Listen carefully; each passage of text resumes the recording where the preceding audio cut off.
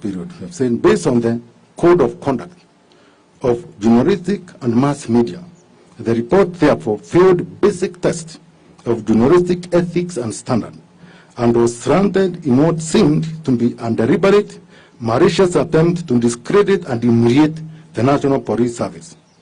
We can only conclude, therefore, that this is also aimed at creating public pandemonium over the management of the security sector. It was not only false, but injurious to the stability of the country. The reporting, therefore, amounts to abuse of media freedom as stipulated in the Constitution and the Media Act of Kenya 2013. The unprecedented reforms in the National Police Service have provided zero tolerance approach to any malpractice as stipulated in the service standing orders, including all manner of malpractice, including corruption and all that. They have also promoted transparency, responsibility, and accountability to citizens, and accountability to every police kit that is provided to us. We shall demonstrate to you a firm nature of accountability. That is one of the most guarded tool of duty that ever a police officer. And from the training, and for some of you who have visited during training in our various training colleges in the city, you may see the training of a firearm, how it is undertaken. They have also promoted transparent responsibility, as I've demonstrated, and I can say the timing and manner of the report, therefore, appears to be an attempt to create tension and disharmony between the police and civilians. The Inspector General, in consultation with the National Police Service Commission, has never hesitated to take stand and immediate action against any officers found violating the National Police Service standing orders. Further, if the media house were hesitant to approach the National Police Service on this matter, it could have at least approached Internal Affairs Unit, which is fairly independent. Then, if it's not Internal Affairs Unit, then the Independent Police Oversight Authority, which is absolutely independent and at liberty to investigate any malpractice as far as the police criminality is concerned. That's where we have failed to take action. All these two agencies have anonymous reporting and information system, where once you give the information, nobody who can know who gave the information for purposes of protection and confidentiality. None of these avenues, which were utilized by the reporters who went to investigate and heard this story. The allegations made in this report are extremely serious. Extremely serious. It is also apparent that crimes related to weapons here for the entire period which the letter, which they surrendered the weapons and the uniforms which were gathered to us here. And if you see this letter, the entire story was that the police were behind this and the ones who gave out the weapon and the uniform. We were the accused, the police. We are the ones who are the owners of this. We are the ones who give them to criminals. If you look at this letter of surrender, it shows 8 items, but if you see like AK-47, surely, in all fairness, to say it's for a police firearm, it could be having a police identification serial number, which they have confirmed belong to a police, and even if it was deleted, we could be seeing not only the direction of the serial number, but the direction of the police identification. The expert is here, I'm going to show you, neither even the pistol, which actually I've seen it today in my lifetime. This is the first time I'm seeing that kind of a pistol. And then, again, why I thank the royal media, they have said we remain available to answer any questions that you may have on this matter. Thank you so much. Because now we shall be seeking your assistance so that we can go to the bottom of this matter. And one thing which I may say before now I come and ask the expert really to demonstrate to you. We, at the National Police Service, members of the 4th District, to be sincere, at any given time, I don't know when I was ever approached, the Inspector General was ever approached for us to collaborate in this kind of operation. This was a fantastic job, fantastic. I only actually say, God forbid, when they went around there to risk, which is I appreciate, what about the risk if these people could have turned against them? You have no idea about criminals. They're only driving by that price, the stipend behind the motivation. If it could have turned tragic, how could we have accounted to a brother or sister in the event? It just happened wherever it was happening. Because we are bound by the law. We have sat with you people many times saying how we can collaborate. Then if we could say we came to seek collaboration on this operation and refused, at least even now I will not be standing with your presence here because I will be full of shame. And we have done so many operations with the media. You are the voice of the voiceless. You are the eyes of those who cannot, even if they say they can't, they say they saw. You are the people we depend on. We have always were encouraging. Let us, for the security and safety of this country, it's in our hands. There is no day we have said that we have the upper hand. No, no, no. The other day when I was telling you, your pen and notebook is mightier than these weapons you find seen here. We never refuse to be embedded in any operation that you have. For us, for almost all the operations, most of them which we do, we always call you on board. Please, let's go there. We even have hammered you, bulletproof, hammered headgear, and all that. We put in our aircraft, we put in our vehicles, and we go for the operation. This could be a fantastic operation if at least you put us on board.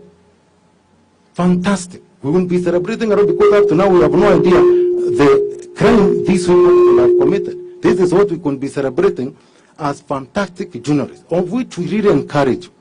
If another come, please come to us. We have the OCSs are down there, officers from the DCI, the senior officers, we are there. We are there for you. If we return you back, then you have other means to do things because you have to account to the public. So, for now, I want to say about the uniform before I come to the weapons.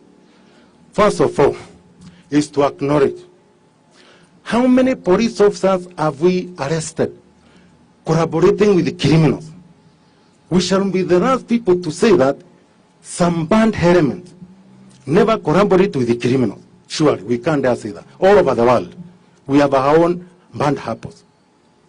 And we have demonstrated this. We have never taken a police officer who collaborates with a criminal, who gives firearms or hires them. We have never asked for a camera session in court. Even we alert you, we are going to be taking them to court. Please come and be with us. We want to expose them. And we have never hesitated. We share with you, our own police officers. If I can count how many cases, just the other day, even we have another case of Kiambu here, and another, there are so many cases which you can account for. You are my witnesses. Which commander can dare cover a police officer who gives a criminal a firearm? Which commander? And we are going to be told how these things are accounted for. Which commander? I shan't to brief any, because we are the ones who arrest them. We have our ballistic expert based in the DCI headquarters. We have our chief hammer based at police headquarters. They track these firearms in the morning and in the evening. Any missing firearm to us is a cause for attention for all of us. Danger is outside there. If we miss a single firearm, which we cannot account for a single day. So, we have mechanism. And that's why we arrest the police officers. They are sacked, and then they are given the punishment which is due for them, other than the National Police Service and in court. We display them for you to see. So, let me say about the uniform. We can't say that surely this uniform could not, because to date, when the story was given, and if I can say the statement of the reporter who did all this work, there is no one he is actually stating that this uniform or that those firearms belong to the police. There is none. There is a statement here. There is nothing committing themselves that these belong to the police. The semblance and all that. We have seen how many criminals we arrest. Day in, day out. We are the people who cover. We are the people who we come even to refer some things from. And we have seen even them, some of them stopping motor vehicles, going to rob people at night with the police uniform. There is nothing new there and we can't deny. But we trace them, arrest the concerned police officers, and then they get their due process in court and they are punished appropriately. But now when you just tell us you got them from the police, you can't assist us with which that police. Because we need to punish that police officer. Then you say it's by the, which evidence are you telling us? Other than sensationalizing the matter and making the national police to lose confidence in the public they serve. Some of the t-shirts here, if you go to the market here, you are going to buy those t-shirts. How do we even tell that t-shirt belongs to a police officer? Surely, simply because it's blue. If you go to any tailor today, some of these things, you are going to make them. You are going to make them. I'm not giving any excuse for your information. We are saying just in the event, the time they are embedded us, where actually we are allowed to have you or somebody, an agent or an informer, to go and induce an offense so that we can catch the criminal and recover. We do it together. Even me, I can go and get 2 or 3, those who want to commit a crime, and I go and yes, we are going, quicker. That's the time now we happen to get this criminal. We work together. So this uniform, that is exactly the way we could be now saying we have in custody those people who are selling police issue. Because these are things which can be gotten from, even somebody could have gotten from the distance, from the dead police officers there. How many police have we wrote in MBC? I'm not giving any excuse, but I'm only trying, in the absence of any evidence, to pin this is the police officer who gave this uniform. Where do you leave us? Now, if you come to the handicrafts, today if you go to county and civilian kind of security agencies, they have handicrafts. The tenders for the handicrafts, they are given to civilians. They are the ones who issue, who supply the handicrafts. It's not a big issue with the handicrafts. They can be gotten anywhere. But we are equally not refusing. It could be very good. It could have come from us. Who issued it? If now, for example, if it has the part number, then you could have given us an opportunity to go and investigate to tell you, well done, thank you so much. Do you see this handcuff was issued to this police station or prison or any other security agency? We have so many those who use, handcuffs. Kenya Forest, and all those who deal with matters to do with arrest and all that. They have handcuffs. Now we could be talking about accountability, a well-done job, which actually we collaborated together. Now we can't tell where that handcuff is from. But now it's being told that is the police issue with no evidence. Now, with that, I'm going now to call the ballistic expert. Let them now show you part by part. It's good, because now we are the people who depend to educate the public. Also for you people to know, so that next time when it happens, please, we are in one page and we are reading from the one script, and we are going to assist this country as far as safety and security is concerned. So, please, the ballistic expert, Mr. Mongera, kindly do the entire demonstration and show them exactly what happened. Thank you. Thank you, sir.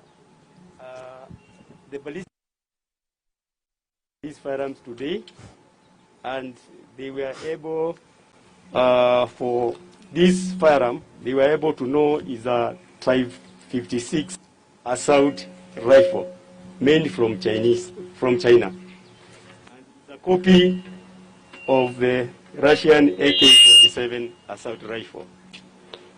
We went further to check the serial number, and we found that the serial number is not there.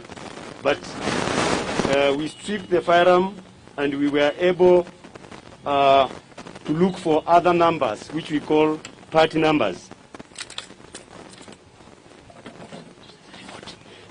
Which we call party numbers. And in these party numbers, we were able to find in the receiver cover, this is what we call receiver cover, we have number 41 200. In the return spring guide, we have number 39601. In the boarded carrier, we had number 68519. And in the board, we have H4552. Normally, a firearm serial number is located on the left side on the left side, and the part numbers are stamped on other parts, these parts, and the last serial number, the last digit of the serial number is stamped to these other parts. Point that these parts had different numbers, meaning that these parts came from different firearms. I have a gun, official firearm from the police, and the serial number here is 5424477. If I strip this gun and look for the part numbers, you will find the last numbers, the last 5 numbers are stamped to each and every part of this gun. For example, the return spring, you find it is 24477, which is the last 5 digits of this AK-47 assault rifle. So all the parts have been stamped those last digits of the serial number. And also it has police markings which are written in this AK-47 assault rifle. You find it is written KEKP 5424477, so that you are able to know it is from the government. But this one has no such markings, meaning that this firearm does not belong to the government or to the police. Further, the ballistic experts were able to examine the firearm, and they found that it has some modification or decorations. There are 20 spear pins which are installed on the pistol, on the grip of this AK. And also there is a copper wire wound on the cleaning rod. From my experience as an examiner, this type of firearms, we get them from the northern eastern parts of Rift Valley, especially from the Castro rustling areas, where individuals mark their firearms uniquely. We add another firearm, which is a Kra firearm, Kra pistol, made from Turkey. This is a baby pistol. Normally, we get them from the criminal world. It's a Kra pistol.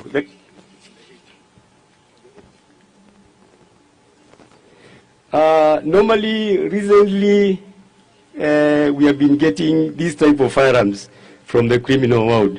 And this is not a powerful pistol. And it's not, we have never gotten them from the forces. We add also a magazine.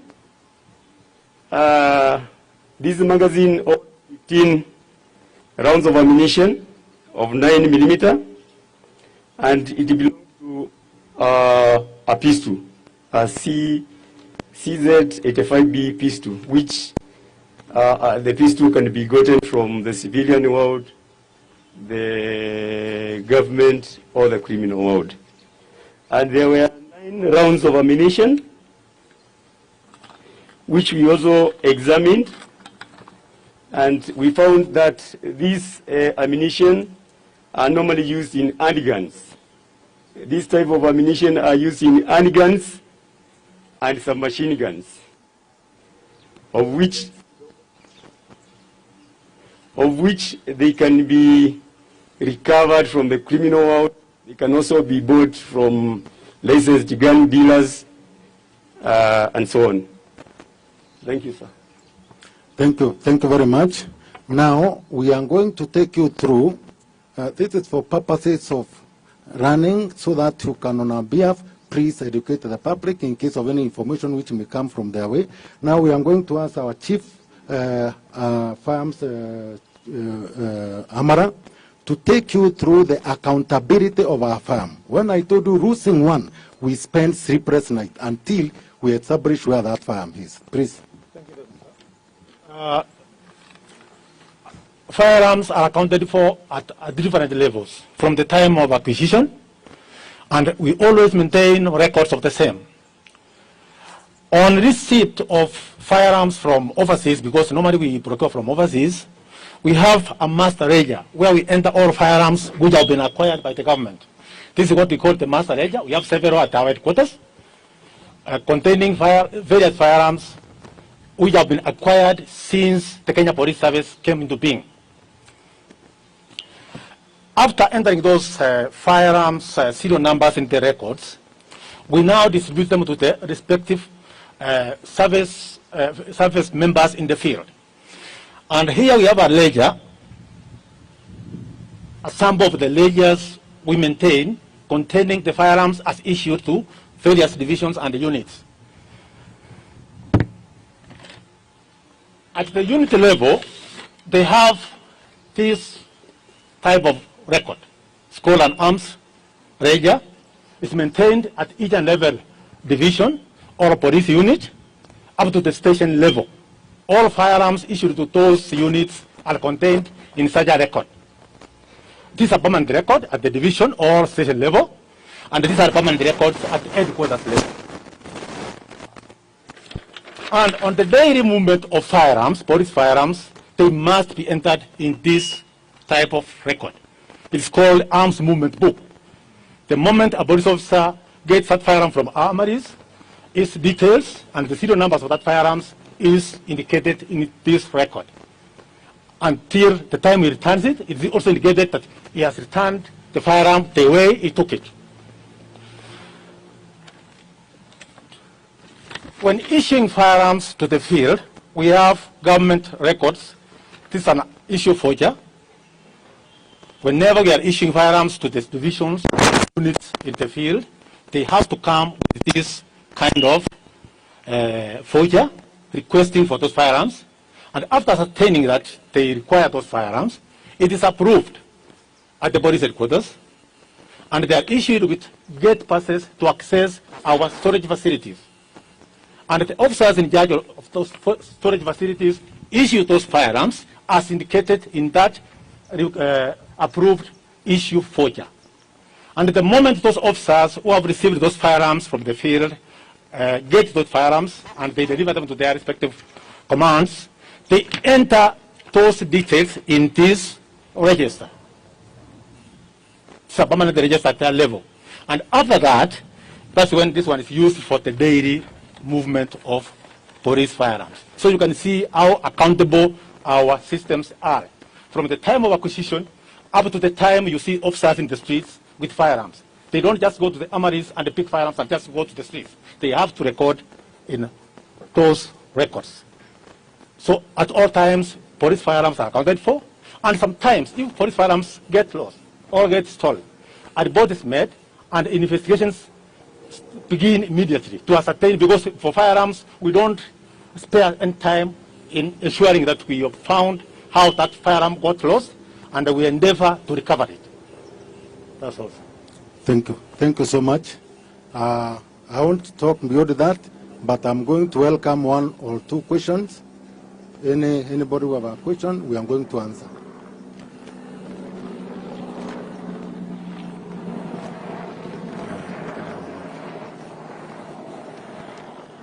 Well, DCI, my name is John from KBC. Yes. Two questions for you.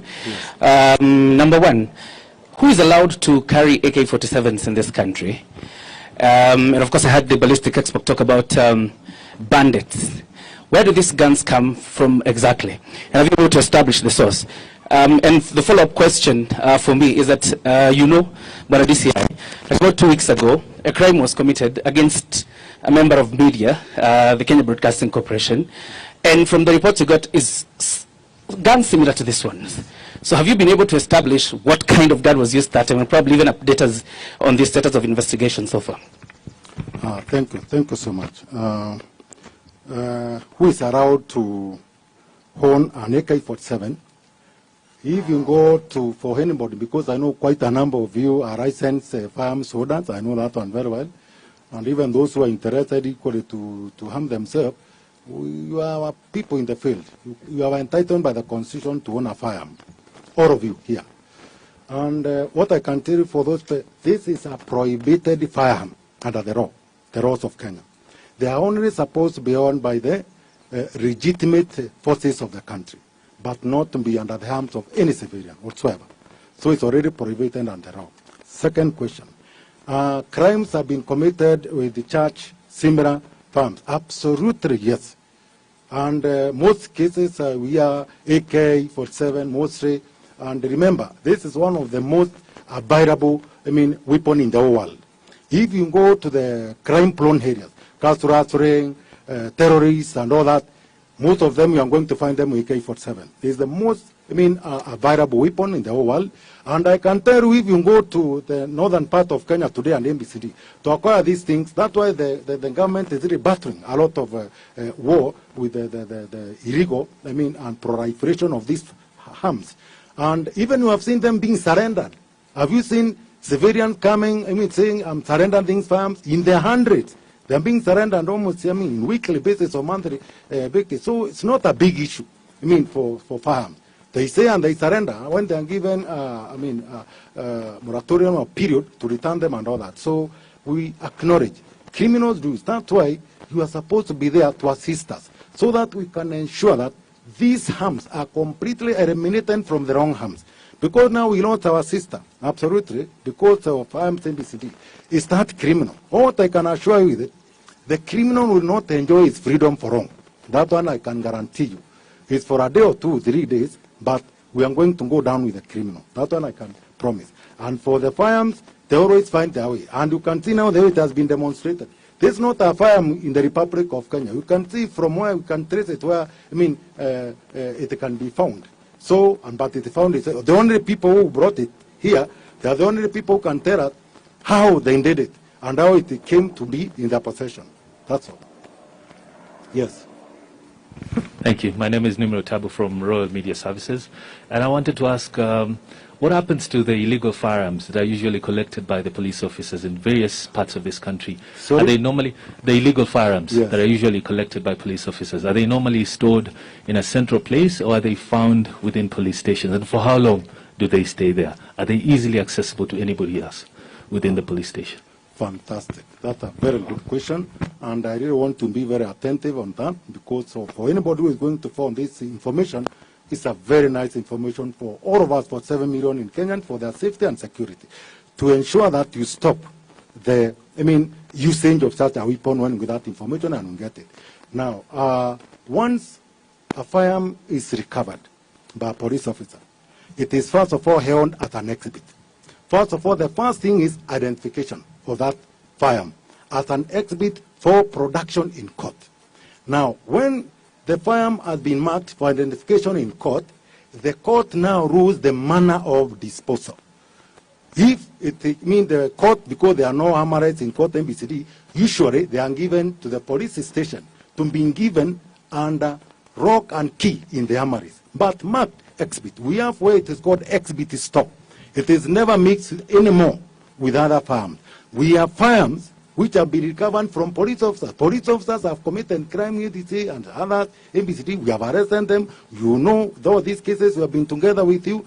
That firearm is immediately, isolated from the rest, put in the exhibit store until the time the court can give the manner of disposal. You have seen firearms being burnt, isn't it?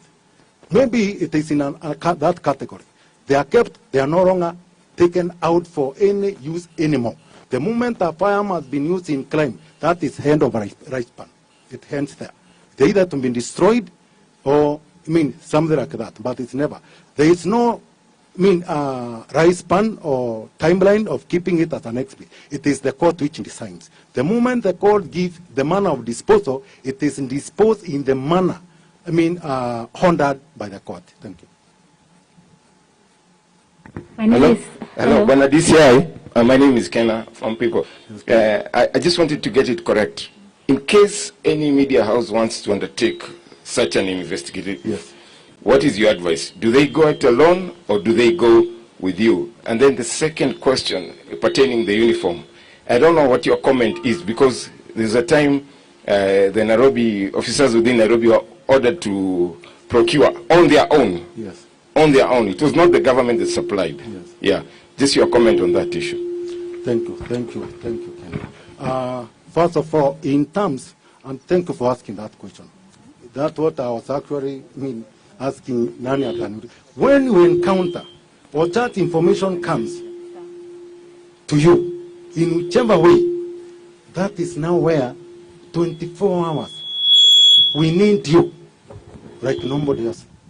Because now the moment we have received an information where we can recover a firearm, remember that's our job.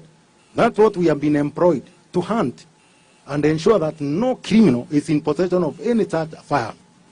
Just the way now your media, we rely on reporting and educating the public.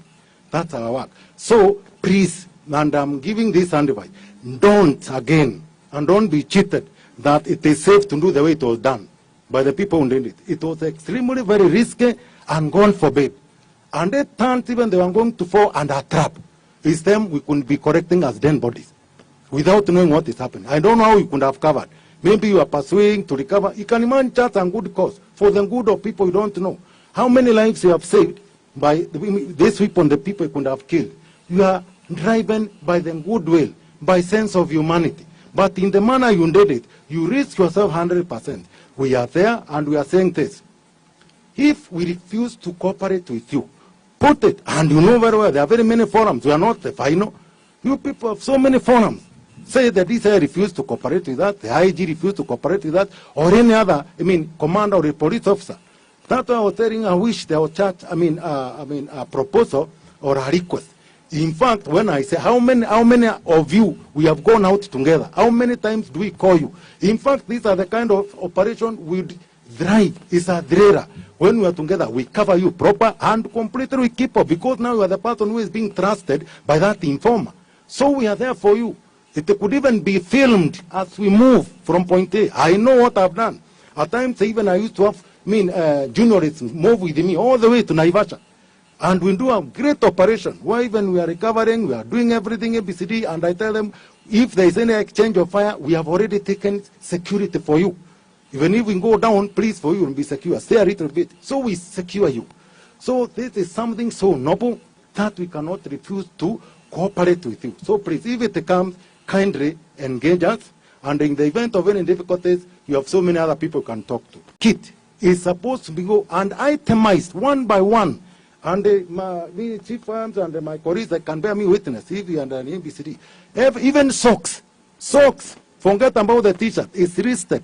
It must be returned. If it is not returned, even they owed my pension and all, investigation and inquiry is opened. One sock is missing. One boot, no matter how old, if a boot gets sold, or a police uniform, a shirt or trouser gets sold, you return it and it's somewhere. It has no accountability.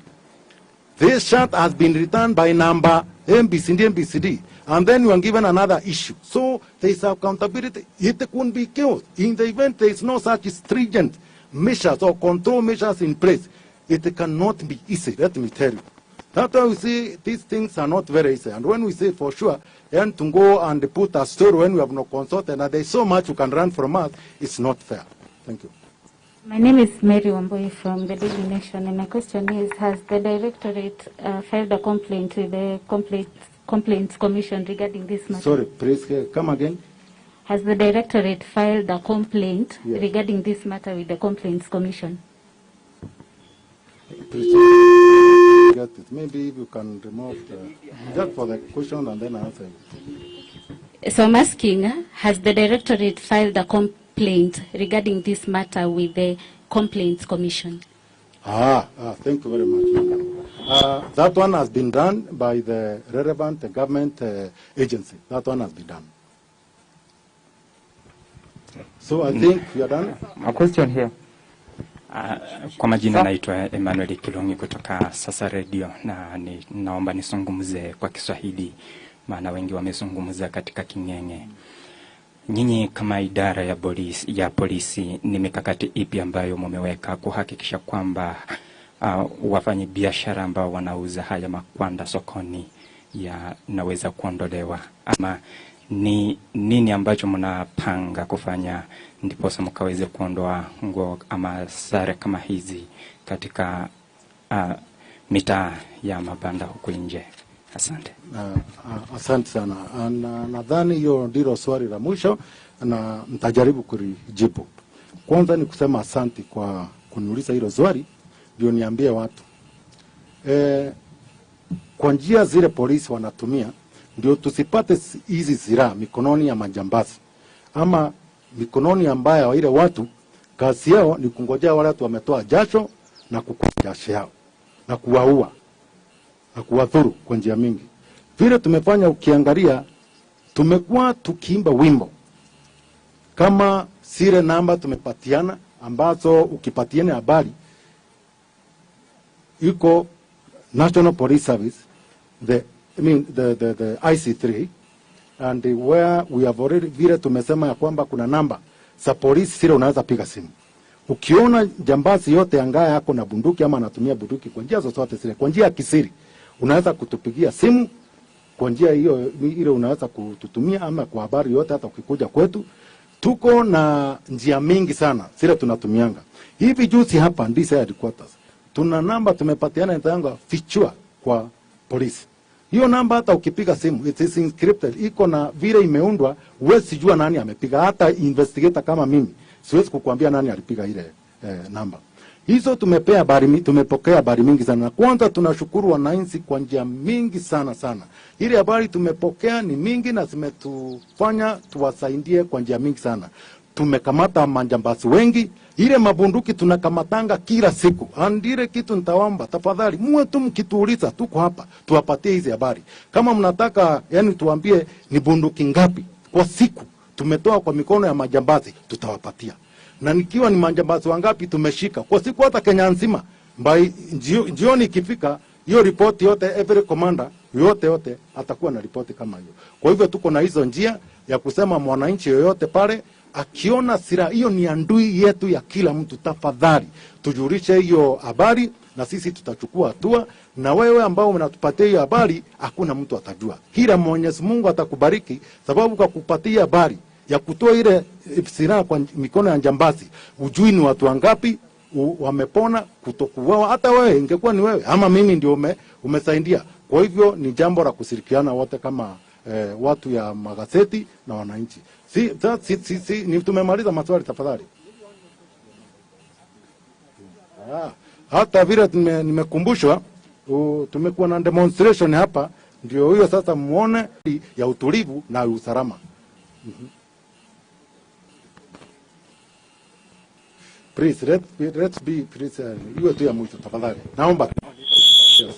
Sorry, this is a matter that touches on us and our profession. Maybe just give us some chances to ask some few questions. Yes. My name is Brian Obuya. I work for the Standard Media Group. And for an indictment, do you feel it's an indictment to the service that we have guns in the country that the country's top director of investigations has never seen, and we don't know how they came to the country? And then secondly, I would also like to know, for us who do this job, is the service unhappy that it was not involved, or they're unhappy that this type of revelations have been made? Remember, we also have ethical issues that bar us from revealing our sources. When we talk to the sources, we talk to matter. Yes. So I would like to know, what is your position? Those two things, so that you do not... So that one, I satisfied with that. Second, about the revelation. Who is not happy when somebody recovers a firearm? It's in the manner that it was recovered, attributing the recovery that is the police who issued. Remember, giving false information is a crime and it's a sin, isn't it? There is absolutely nothing wrong. This is joy. This is supposed to be a national celebration for the people who undertook this one. But to attribute it and say is the police who are behind this. Fine, even in the uniform. At this uniform, one given the police. Nobody will dispute about the recount because they are here in press. That's why we brought them here, isn't it? But now when we say they were given by a police officer, even if now you are, given the advantage of not disclosing yourself. Remember also police officers, do you know we are governed by the law? We are not supposed to disclose our informer equally. But now when we go to court, in as much as we are protected, do you know all these, most of the farms which are recovered by police officers, they are recovered through informers. Have we ever revealed a single informer? But we must stand the test of law, beyond any reasonable doubt, and we get that criminal jail, isn't it? So there is what is supposed to be done, other than just covering your, the informer. The other basic part of the law to attribute and say this firearm belongs to Kinoti. Kinoti is the one who was issued with this firearm and they gave this criminal A. Are we together? We can even forget whoever gave you the information. And the one who went even to that, we call them agents, isn't it?